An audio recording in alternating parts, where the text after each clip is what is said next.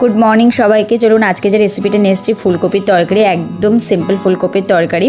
আসলে আমি কিছু কিছু ভিডিও করেছিলাম যেগুলো কাটাকুটি, সেগুলো ডিলিট হয়ে গেছে। তো যাই হোক, প্রথমে ফুলকপি আলুগুলোকে এরকম কুচি কুচি করে কেটে ভালোভাবে ধুয়ে হালকা করে নুন হলুদ দিয়ে ফ্রাই করে নিচ্ছি। ততক্ষণ আমি এদিকে পেঁয়াজ রসুন আদা কাঁচা লঙ্কা সব পেস্ট করে নিচ্ছি, টমেটো পেস্ট করে নিচ্ছি। আর এখানে জিরে গুঁড়ো, ধনে গুঁড়ো, কাশ্মীরি লঙ্কার গুঁড়ো, চিনি, নুন, হলুদ, একটু গরম মশলা মিলিয়ে ভালোভাবে একটু জল দিয়ে মশলাটা বানিয়ে রেখে দিচ্ছি।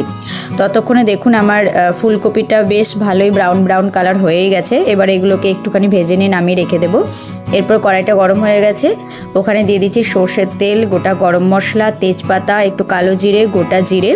তারপর দিয়ে দিচ্ছি এই যে পেস্টটা, পেঁয়াজ রসুন আদা কাঁচা লঙ্কার পেস্টটা। এরপর দিয়ে ভালোভাবে একটু নাড়াচাড়া করতে থাকবো। একটু নাড়াচাড়া করার পরে তারপর দিয়ে দেবো টমেটো পেস্টটা। তারপর আরও ভালোভাবে নাড়াচাড়া করতে থাকবো। তারপরে একটু নাড়াচাড়া করার মধ্যে দিয়ে দেবো মশলাটা। এরপর অনেকক্ষণ নাড়াচাড়া করতে হবে যতক্ষণ না তেল ছাড়তে শুরু করে। তারপরে এই ফুলকপি আলু সেগুলোকে দিয়ে দিচ্ছি।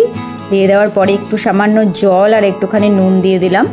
তারপর আরেকটু নেড়েচেড়ে তারপর ঢাকা দিয়ে দিচ্ছি। মোটামুটি 5 মিনিটের মতো রাখলেই কিন্তু হয়ে যাবে। আর একদম আমি এই তরকারিটা মাখা মাখা করেছি যাতে পরোটা ভাত সবার সাথে খাওয়া যায়, সেজন্য একদম সিম্পল ঘরোয়া পদ্ধতিতেই হয়েছে। দেখুন কি সুন্দর তরকারিটা হয়েছে না, কালারটা। এভাবে বানিয়ে দেখতে পারেন, কোনো ঝুটঝামেলাও নেই, বেশি কোনো চাপও নেই, একদম সিম্পল রেসিপি ফুলকপির তরকারি। চলুন ভালো থাকবেন, টাটা।